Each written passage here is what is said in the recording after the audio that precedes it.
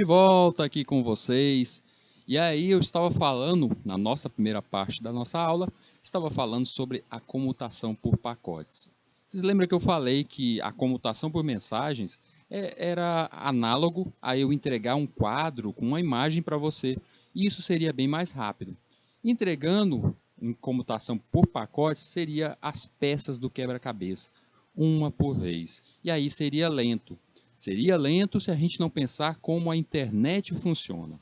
A internet eu tenho vários caminhos. Vocês viram aquela imagem que eu mostrei que tinham 3 caminhos? Só naquilo dali tinha 3 caminhos diferentes para percorrer. E como eu tenho caminhos diferentes, tenho vários caminhos para mandar as minhas partes da minha imagem, as pecinhas do meu quebra-cabeça, acaba sendo bem mais rápido. Então vamos pensar o seguinte, que agora, ao invés de entregar peça a peça, você está ali e ao invés de só uma pessoa entregando peça a peça, tenha mais outras 5 pessoas ali pegando também peça e colocando, entregando para você e até te ajudando na montagem. Vai ser muito mais rápido, não vai? Então, se é muito mais rápido desse modo aí, a gente entende que é mais rápido e mais seguro a entrega desses dados desse modo. É essa analogia do quebra-cabeça de ter várias pessoas, é porque seriam vários caminhos nesse caminho, nesse circuito de comutação. Bora voltar aqui e entender um pouco mais sobre essa comutação de pacotes, quais seriam as vantagens e até mesmo desvantagens do uso dessa comutação. Então, na comutação por pacotes, pode ser cada pacote menor que a mensagem. Então, o pacote é um pedaço, então ele é menor. O atraso de transmissão total da mensagem é reduzido, pois eles são menores e passam por caminhos diferentes, fugindo até mesmo daquele trânsito mais pesado, aquele local que está mais cheio. Redes de comutação de pacotes requerem nós de comutação com menor capacidade de armazenamento e procedimentos de recuperação de erros mais eficientes do que a comutação de mensagem. Porque, como eu já disse, se eu perco só uma parte desse meu pacote, dessa minha mensagem, para recuperar é bem mais fácil. Imagina aquela mensagem que eu dei o exemplo de quebrei ela em 5.000 pedaços. Se eu perco só um dos pedaços, o computador de origem vai enviar somente aquele pacote que foi perdido. Então, somente aquele pacote que é perdido, que é reenviado, e com isso a rede não vai ficar tão sobrecarregada, e assim eu vou conseguir refazer toda a minha mensagem como um todo. Além de, existe também na comutação de pacotes, essa perda também a perda aceitável, dependendo do tipo de dado que está sendo transmitido.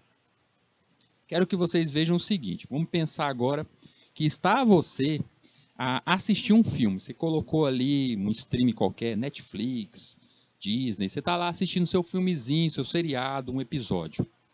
Vocês já devem ter percebido que às vezes, quando você está assistindo, aí a internet dá aquela tropeçada, dá uma cambaleada, e aí a imagem começa a ficar um pouquinho feinha, mas perde a qualidade, mas aí retorna com tudo, o som dá aquela fraquejada, mas aí vai e segue adiante, e você consegue assistir o episódio todo. Algumas vezes, nessa fraquejada de internet, nessa pequena queda, pode até dar uma pausada ali, pausou a tela, mas aí seguiu adiante, e assim você conseguiu assistir o filme todo. O que está acontecendo ali? Os pacotes de dados, ou seja, aquele filme que aquele stream está enviando para você, ele quebrou vários pacotes e está enviando para você, e ali na sua TV, no seu computador, está sendo remontado aquele vídeo conforme você vai recebendo. Cena a cena vai sendo remontado aquele vídeo ali. Eles conseguem, no caso de streaming, existe uma estratégia de montagem do início do filme até o final. Então eles começam a carregar os dados do início do filme antes dos dados do final, das partes finais do filme. E assim vai criando até aquela barrazinha que vocês veem embaixo no YouTube, vai enchendo aquela barrinha, é a mesma coisa. Acontece isso também lá no seu filme que você está baixando através de algum streaming. Só que quando acontece aquela tropeçada de internet, perdi alguns pacotes. Vamos pensar que eu perdi uns 2 pacotes ali, e esses 2 pacotes é justamente algo como a imagem, cor, talvez um pouco de som. Então, por algum pequeno segundo, um segundo sequer ali, eu tenho uma falha na minha imagem. E quando o meu computador, ou minha TV, meu celular, tenta recuperar aqueles dados a tempo, ele não consegue, porque o streaming tem que estar ali em cima. Ele não consegue. E aí ele busca isso, ele pede para reenviar aquele pacote, o pacote é reenviado, mas se chegou a tempo, ele melhora a tela, melhora o som. Se não chegou, ele te entrega o melhor possível. Seria mais ou menos você montando aquele quebra-cabeça e faltou uma e duas peças. Você consegue ver a imagem como um todo? Eu consigo ver a imagem toda. Tá faltando, ele tem 2 buraquinhos. Tá faltando 2 peças. Mas você, naquelas 2 peças, você consegue ver o todo. Então, isso que é interessante no caso da comutação de pacotes. O envio dos pacotes, o envio dos dados, eles seguem. Vamos pensar que eu tenho um pacote maior. Criei esse pacote maior. Se eu quebrar ele em pedaços menores, estou quebrando em pedaços menores. Quebrei em diversos pedaços aí. Neste caso aí eu quebrei em 16 pedaços. Os meus 16 pedaços vão pegar as melhores rotas e chegar do outro lado. Mas se acontecer alguma falha, imagina que esse seja o meu filme. É um filme que eu estou baixando para assistir. Um filme no stream que eu estou assistindo. Então esses dados aí, esse pacote a ser recebido, ele vai sendo recebido. Se perdeu, piora um pouquinho ali na qualidade, uma coisa e outra. Essa mesma estratégia é utilizada não só no stream de filmes, é utilizada também em música, é utilizada até mesmo em jogos online. Você está jogando online, algumas vezes já deve ter percebido do tipo, seu personagem parece que dá uma travada, e aí é o que a gente diz, olha, está dando uma falha na latência, é o recebimento desses dados, é o recebimento dos pacotes. Ah, o ping está alto, ou seja, o caminho de chegada, o que é esse ping alto? O caminho de chegada, o seu percurso que esse circuito está fazendo lá do início até chegar, ou seja, lá do servidor até chegar na tua máquina, o percurso ali está muito cheio. Então ali o ping acabou ficando alto. É isso que chama. A gente vai falar um pouco mais sobre latência, ping mais adiante. Mas eu quero que vocês saibam, por enquanto, que a comutação de pacotes, esses vários pacotes, se um e outro for perdido, tudo bem. Imagina agora se essa mensagem, esse meu filme inteiro, fosse perdido no meio do caminho. Imagine você que se você colocou ali para assistir seu filme por streaming, você era obrigado a esperar o filme todo carregar na tua máquina para você poder assistir. Então iria haver essa demora inicial. Ao invés de você clicou ali no vídeo do YouTube, já começa a assistir na hora. E enquanto você está assistindo, já está recebendo mais dados e carregando ali aquela barrinha. Então isso é interessante da comutação de pacotes. A comutação por pacote pode efetuar-se com ligação virtual. É estabelecido um caminho virtual fixo. O que é esse caminho, esse circuito virtual? Vamos pensar o seguinte, eu tenho aqui um computador, meu computador A, e eu quero enviar para esse computador final, o computador E. Vocês estão percebendo aí, para enviar minha rede formada desse jeito aí, nessa minha rede, para que eu possa enviar uma mensagem de A até E, eu posso seguir ABE, posso seguir ABCE, ADE, ACDE. Existem diversos caminhos aí que eu posso seguir, não existe? Mas o roteador, que a gente vai falar um pouco mais ainda dele, mas a visão de um roteador é criar a melhor rota, o roteador percebeu que por seu algoritmo, que a melhor via, o melhor caminho, aquele que seria visto como o mais rápido, menos obstruído, seria o caminho ABE. Esse caminho seria o melhor. Então, esse caminho, lá no nosso pacote, lembra que ele tem um cabeçalho? Lá no cabeçalho dele vai estar definido. A missão dele vai ter o nomezinho dele, para onde ele vai, e vai estar dizendo, olha, o seu caminho, o seu circuito virtual é ABE. Então é como se eu te desse uma missão. É mais ou menos como se eu falasse para você o seguinte, você está na sua casa e você quer ir até o supermercado. Na tua cabeça, você sabe que existem diversos caminhos que você poderia ir para esse supermercado. Você pode ir pelo quarteirão de cima, pode ir pela rua de baixo, existem diversos caminhos para você chegar até esse supermercado. Mas na sua cabeça você imagina qual é o melhor caminho para você chegar no supermercado. E esse melhor caminho que está na sua cabeça, ele será, para a comutação de pacotes, a chamada ligação ou circuito virtual. Virtual por quê? Porque o circuito físico são as ruas nesse nosso exemplo, são os caminhos. Existem diversos circuitos físicos que possíveis a serem caminhados ali, a serem utilizados. Mas só um, dentro da sua cabeça, esse é o caminho que eu decidi. Eu vou pela rua de baixo. Eu vou seguir por esta rua até chegar ao supermercado. Esse, na minha ideia, é o melhor caminho para chegar ao supermercado. Então, esse é o circuito virtual para o pacote. E cada pacotezinho recebe ali o seu próprio circuito virtual. Vocês viram no exemplo anterior que cada um daqueles 3 pacotes seguiram um caminho diferente. Por quê? Porque a cada chegada de um roteador, a um daqueles pacotes no roteador, no seu switch, ele decidiu, ei, esse aqui é o melhor caminho. Aí o algoritmo percebe que o melhor caminho não é mais aquele, é outro. Esse agora é o melhor. Então, cada um dos pacotes que foi chegando recebeu um circuito, um endereço de circuito virtual diferente e assim seguiu seu caminho diferente. Sem ligação, o datagrama... Espera aí, Rildo, para. Você está falando aqui o que é esse tal desse datagrama, Rildo? Datagrama é o pacote, viu, gente? Então, quando a gente falar datagrama, quadro, pacote, frame, tudo isso se remete a esse pedaço da mensagem que está sendo enviado, a esse pacote. Ah, Rildo, então como é que eu vou saber quando eu devo chamar ele de datagrama, quando ele devo chamá-lo de frame? Seguinte, a gente vai se habituando muito mais ainda durante a nossa disciplina, a gente vai se habituar a defini-lo pelo seu nome. Só quero que vocês entendam que todos esses nomes são a mesma coisa. Só que quando se fala de frame, eu estou falando de mensagens como vídeo, áudio e imagem. Quando eu falo de quadro, eu estou falando de pedaço também de imagem. Quando eu falo de datagrama, eu estou falando somente de dados, que podem ser binários. Quando eu falo de pacotes, pode ser todos esses outros, mas é usado principalmente em envio de dados. Dados sem definição por que ele está sendo utilizado. Então, você fala algo como, estou enviando diversos datagramas. Está errado? Não. Você mudar isso para pacotes, está errado? Não. Tá? Vocês podem utilizar. O predileto aqui para nós é sempre utilizar ou datagrama ou pacote. Mas a gente vai ver isso e eu sempre vou relembrar vocês quanto a isso. Então, os pacotes são encaminhados de forma independentes, com números de sequência, oferecendo flexibilidade e robustez superiores, já que a rede pode reajustar-se mediante a quebra de enlace de transmissão de dados. É necessário enviar-se sempre o endereço de origem, que é o caso do endereço IP.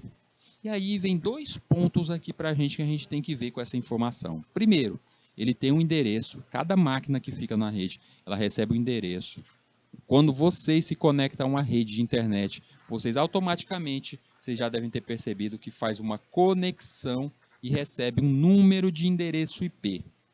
Se você tem nessa rede um número de endereço IP, comecem a pensar o seguinte, tem como se esconder tão bem assim na internet? Ah, eu utilizo navegador anônimo. Dá para esconder assim tão bem? Se você, usando navegador anônimo, você consegue chegar até um site e esse site responder para você, peraí, então quer dizer que eu ainda consigo ser rastreado. Eu estou utilizando uma VPN. Estou utilizando uma VPN. Não vou ser identificado, estou oculto, eu sou o melhor hack de todos os tempos. Calma aí, que não é desse jeito. Quando você cria a tal VPN,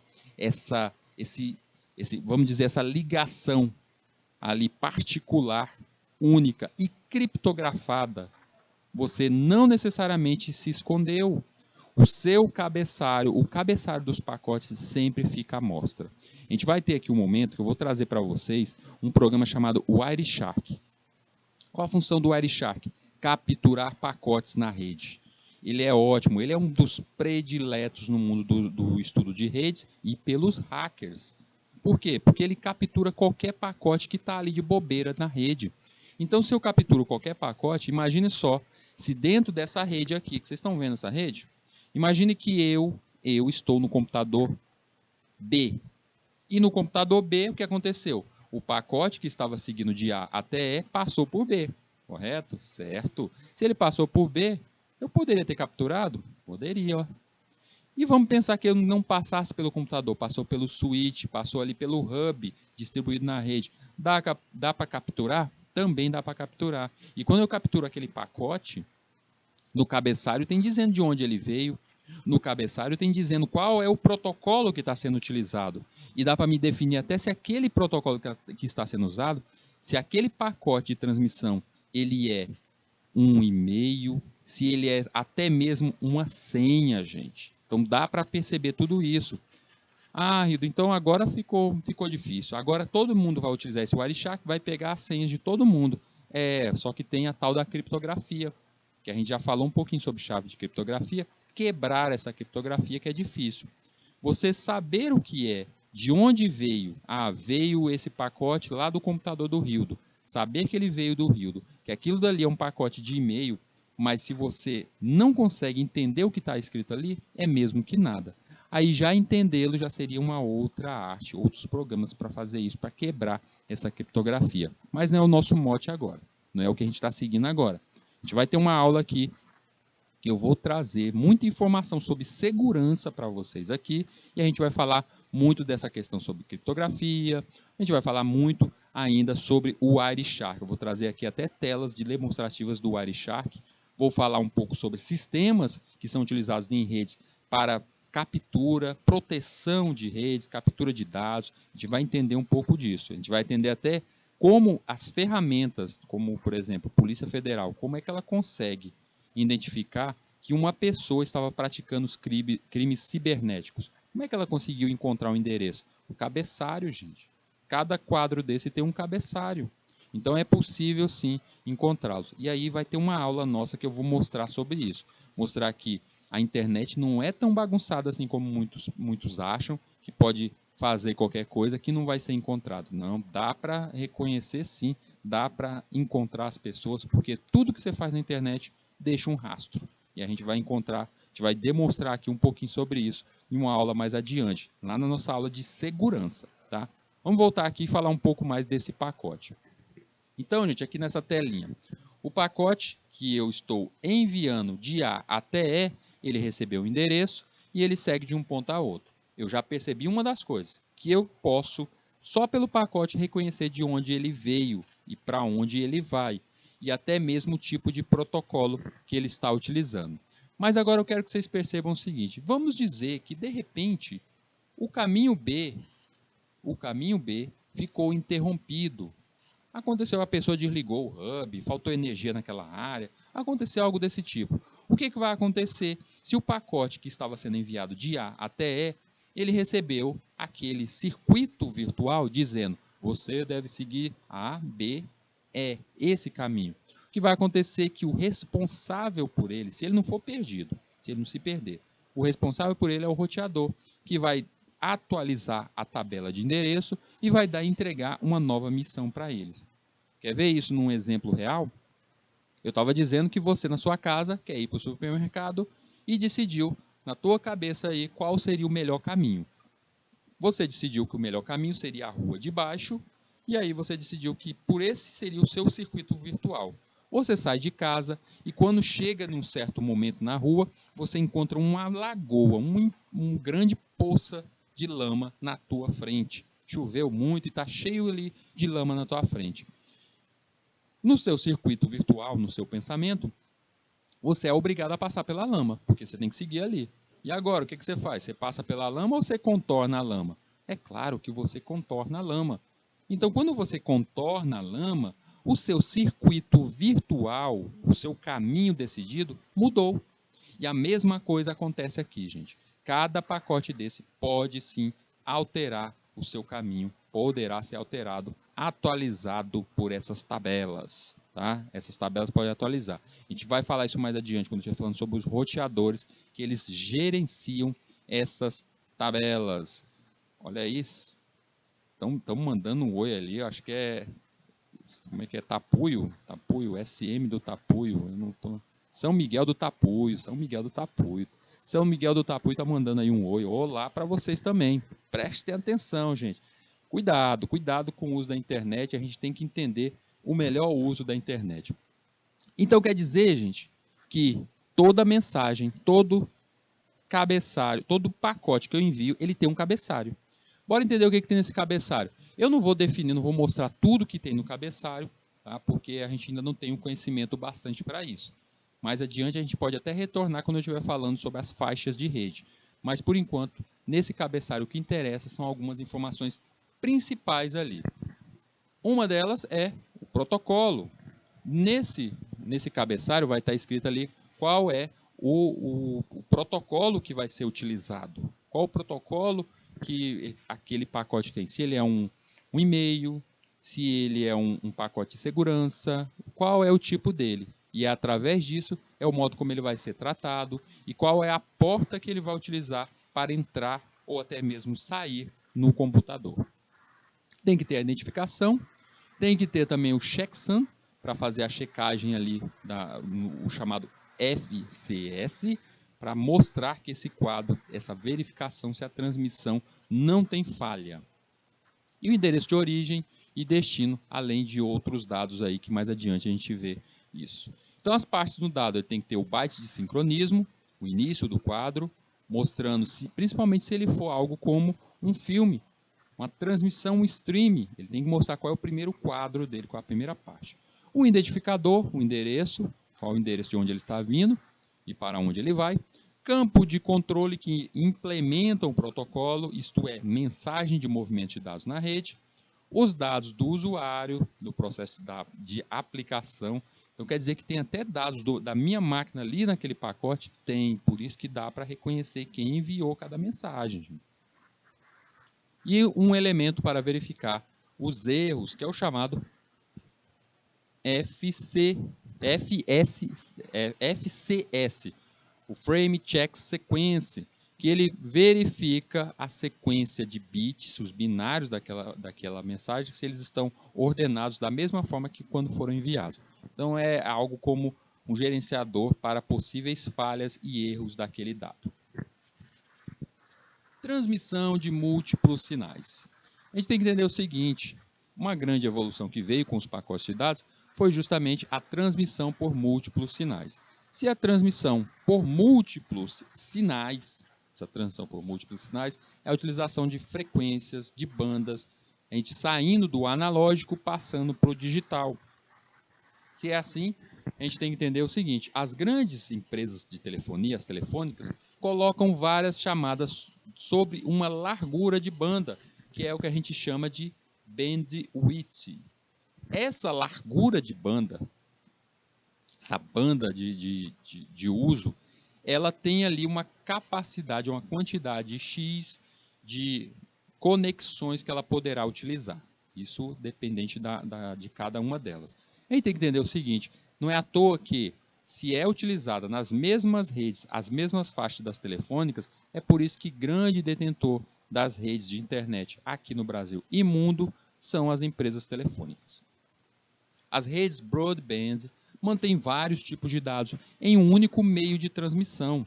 Existem redes específicas, as chamadas broadbands, que têm vários dados que transitam por ela, ou seja, como se fosse uma grande via, uma estrada, onde se passa vários tipos de dados diferentes em um único meio de transmissão. E existe a chamada multiplexação, dados de diferentes fontes, ou seja, empresas diferentes, modos diferentes, em uma única mídia, ou uma larga quantidade de dados em fios de bandwidth menores. Então eu posso utilizar as chamadas estradas de multiplexação, os vias de multiplexação, as bandwidth, onde nela eu vou poder passar dados de várias empresas ao mesmo tempo, ou seja, eu posso estar passando, utilizando na mesma banda, eu posso estar utilizando stream de filmes, eu posso estar utilizando jogos, eu posso estar utilizando mensagens de e-mail. Então é a nossa internet, ela utiliza principalmente a multiplexação. E a broadband, como a gente viu, é de um único meio de transmissão.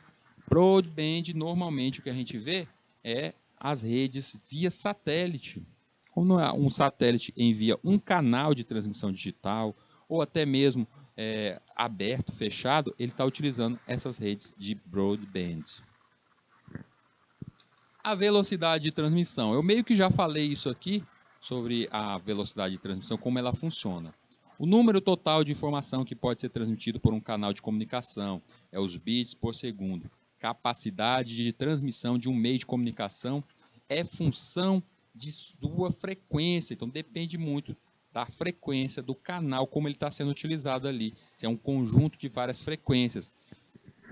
Eu dei até para vocês o exemplo do 5G. O 5G ele é ali uma banda de frequência. Normalmente tem várias, mas a principal é a 3.5 GHz. E nela tem capacidade de transmissão, porque ela vai desde o 850 MHz até o 3.5. Tem uma capacidade extrema de envio ali de dados. A largura de banda. A largura de banda é outra que eu já falei para vocês. Se a frequência ela é essa onda senoidal, a largura de banda seria justamente o comprimento interno dela. Então, esse comprimento de banda é a característica física de um sistema de telecomunicações que indica a velocidade na qual a informação pode ser transmitida em um determinado instante de tempo pelo canal de informação. Seja ele esse canal fios de par trançado, radiofrequência ou até mesmo a fibra óptica. Em sistemas analógicos, mede-se em ciclos por segundos e nos digitais, bits por segundos. Quero que vocês entendam isso. Analógico, ele utiliza um canal para uma só transmissão, por isso é visto como ciclos. É como se a cada ondulação dessa daí, da nossa frequência, eu pudesse enviar um só sinal. Não é à toa que quando se fala de analógico, por exemplo, um walkie-talkie, eu só consigo utilizar aquela faixa uma pessoa por vez. Quando eu estou utilizando um canal de televisão, quando eu estou utilizando uma rádio, eu só consigo uma só pessoa utilizar aquela faixa. Porque eu não tenho um conjunto de pessoas ali, não tenho um conjunto de canais ali naquela faixa. O analógico ele prende muito a isso, ele não consegue fazer a multiplexação. Em radiocomunicação, a largura de banda, corresponde à faixa de frequências ocupada pelo sinal modulado, sem sofrer a distorção. Então a gente tem essa ondulação na utilização da frequência, a gente tem que entender que tem um top dela ali, a sua máxima amplitude, e que gera essa ondulação.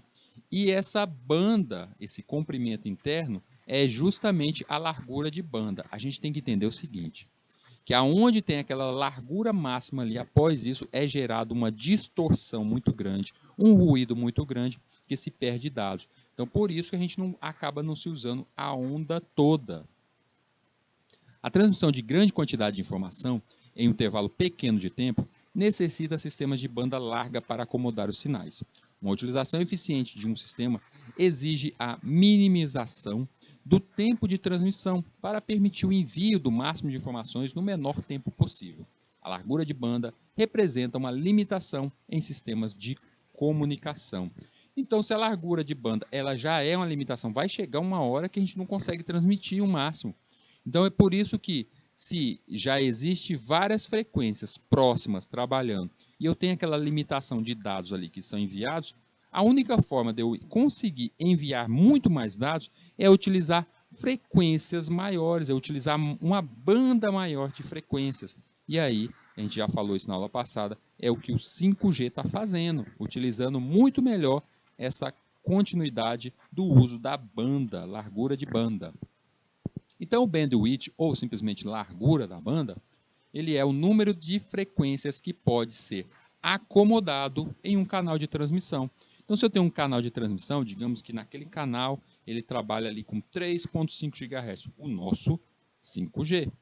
Naquele 3.5, qual é a capacidade de dados e frequências que podem trabalhar ali internamente? Essa daí é justamente a largura de banda do 3.5, desse 5G. A diferença entre a frequência mais alta e a mais baixa, que pode ser acomodada em um único canal, é justamente outro conceito de largura de banda. Quanto maior a faixa, maior a bandwidth do canal e maior a capacidade de transmissão. Então, quanto maior for aquela frequência, ou seja, 3.5, a gente viu que tem a 10, que é utilizada de forma militar, ela vai ter uma maior largura de banda, tá? E ela vai ter essa maior largura de banda e uma maior capacidade de transmissão. Mas, apesar de ter uma maior capacidade de transmissão, conseguir emitir mais, o seu alcance será menor. A gente já viu que esse é um dos pontos que até que afetam o 5G. Ele tem ali um distanciamento menor, a distância dele, a amplitude dele é menor, o seu alcance é menor.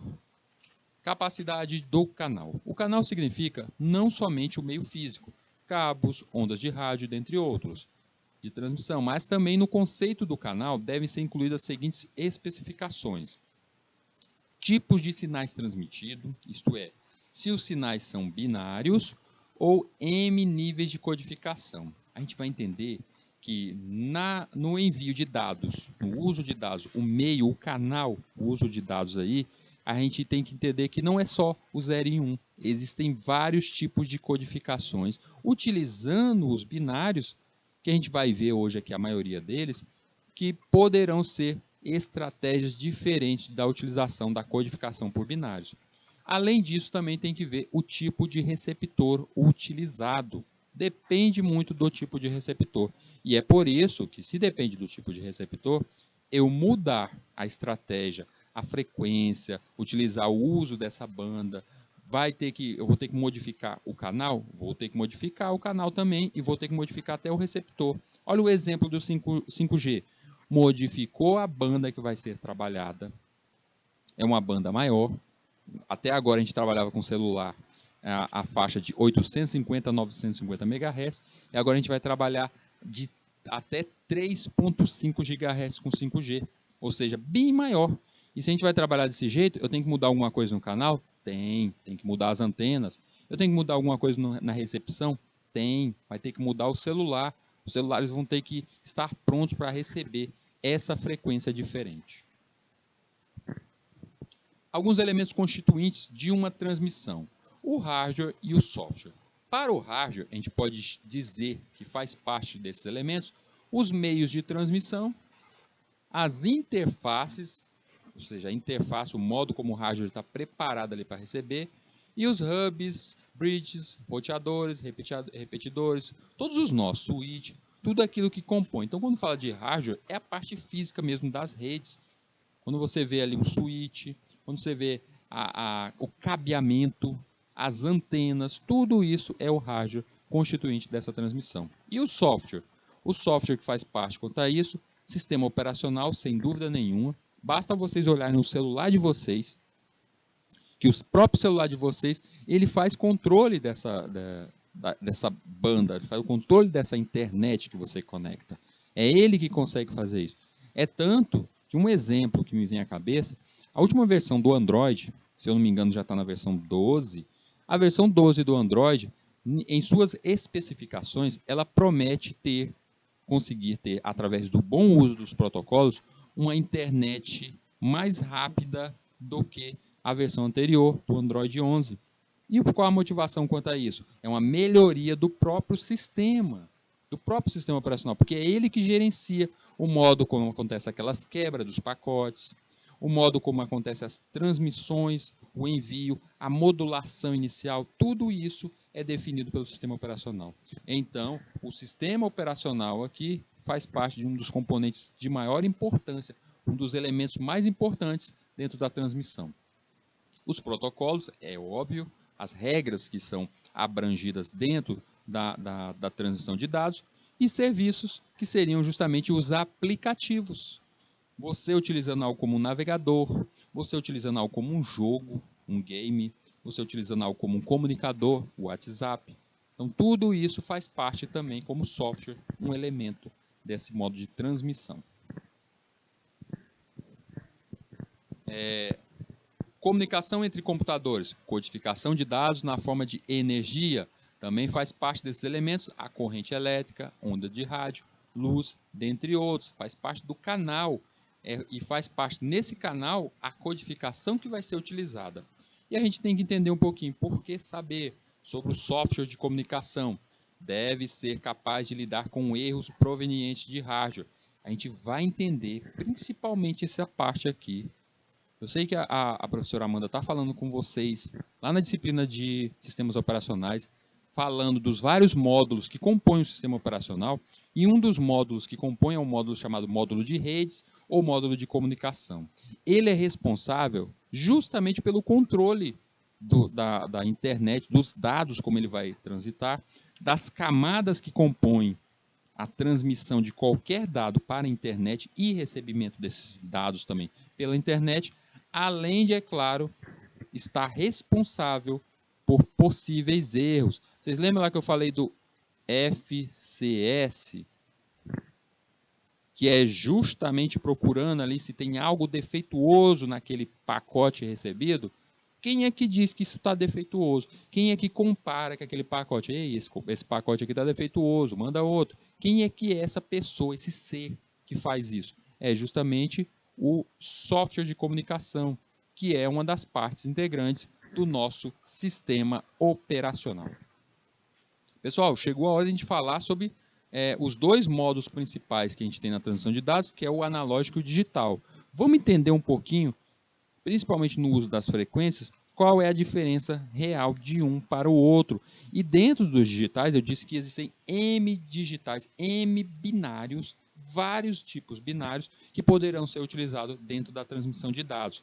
E aí a gente vai entender as principais. Existem diversas estratégias, principalmente se vocês continuarem a estudar a informática e forem trabalhar com robótica, forem trabalhar com a utilização de Arduino, com a utilização de sensores, pode ter certeza que aí tem muitos outros tipos de transmissão de dados utilizando binários que vocês ainda vão ver adiante. Tá? Mas vamos pegar aqui aqueles vistos como mais famosos e os mais usuais aqui dentro da comunicação utilizando binários. O dado analógico. Análogo quer dizer algo que é similar a alguma outra coisa. Dispositivos que transformam movimentos ou condição de um evento natural em sinal elétrico ou mecânico que seja similar. Então, é algo como, por exemplo, eu falando no microfone, já teve uma aula aqui que eu expliquei o funcionamento do microfone, mas o microfone ele tem ali um diafragma. Ele tem ali um diafragma que recebe as ondas sonoras da minha voz, e aí com isso ele consegue transformar a minha voz, o som, em um sinal elétrico. E esse sinal elétrico é o que percorre o canal, os cabos, chegando do outro lado, ele faz a transposição, ele faz o contrário, o inverso na caixa de som. Através do diafragma, ele consegue soltar ali aquele som próximo a isso. Não é à toa que se a gente for perceber, vocês já devem ter percebido isso, que o som, uma pessoa falando com você, aquela pessoa falando, e você gravar a voz da pessoa e escutar a gravação, tem uma certa diferença ali, por melhor que seja o som, mas tem uma certa diferença ali, não fica igual, parece que está utilizando de uma forma diferente. Por quê? Porque o som, o modo como nós projetamos esse som, vem da nossa caixa torácica. Já a caixa de som, por melhor que seja a qualidade, não consegue imitar a caixa torácica de cada pessoa. Então, por isso tem essas pequenas diferenças. Mas é assim que funciona esse sistema utilizando dado análogo, o analógico. Um exemplo de dados analógicos, o relógio de ponteiro. O seu movimento é análogo ao movimento do tempo. Então, a cada tiquezinho que ele vai passando, ele vai rodando ali, seria análogo, idêntico à passagem de um segundo. O ponteirinho do segundo, a cada passagem vai sendo análogo ao tempo, mas ele não necessariamente ele é o detentor do tempo. Ele não tem ali o tempo nele, mas ele é algo análogo, que nos faz essa analogia ao tempo. Da mesma forma, o termômetro, que mede temperaturas, que muda constantemente, ação contínua e a faixa de valores não é limitada. Então, neste caso aqui, da mesma forma do relógio, eu tenho ali o termômetro, e aí ele marca uma temperatura, mas ele não quer dizer que ali ele esteja com a temperatura, ele mostre a temperatura. Não necessariamente isso, ele é algo que é análogo. Já os dados digitais, eles não têm faixa muito ampla, porque eles mostram simplesmente um status, não refletem atividades constantes, ou seja, a passagem do digital normalmente é aquela, como esse reloginho, parada ali, tá 12:03, e aí quando passar para 12:04 ele simplesmente muda. Ele não fica mostrando passagem a passagem, como é o caso do relógio analógico, aquele de ponteiro. Um sinal digital representa um valor instantâneo de uma situação e não representa um movimento contínuo. Ele tenta representar aquele status daquele momento e não ele tenta imitar um movimento sendo análogo à passagem de tempo. Convertendo tipos de sinais. E aí a gente tem que falar sobre o que é o modem. Modem recebe dados digitais e converte-os para a forma analógica, para transmissão sobre um meio, por exemplo, a linha telefônica. E aí o modem ele faz justamente a modulação, modulador, digital para analógico. E ele faz também a demodulação, analógico para digital. Então ele faz essa conversão de analógico para digital e digital para analógico. Qual a motivação dele fazer isso? Porque a gente sabe que as primeiras redes, elas eram todas analógicas. As primeiras redes, elas tinham simplesmente analógico, ela utilizava, no caso aqui da minha voz, os sistemas eram só esse. Os primeiros sistemas de telefonia utilizavam somente a voz. Vocês lembram que eu falei sobre a telefonista? A pessoa vai conversar, só tinha que usar aquele cabeamento, aquele cabo era único. Ele não tinha multicanais, ele não tinha multiplexação. Ele utilizava naquele cabo somente uma pessoa conversar. E aí, por esse motivo, os sistemas, quando começaram os computadores trabalhando com números binários ou digital, sistema digital, para que ele pudesse enviar os seus dados, era necessário existir um maquinário, uma ferramenta, que é o modem, que faz essa transição. Ele está digital no computador, transforma em pulso elétrico, vai analógico, o outro lado, o outro modem recebe e transforma o analógico, o sinal analógico recebido para digital. E assim ele transpõe e a gente consegue haver comunicação. Pessoal, vamos para o nosso intervalo de 3 minutinhos e a gente já retorna.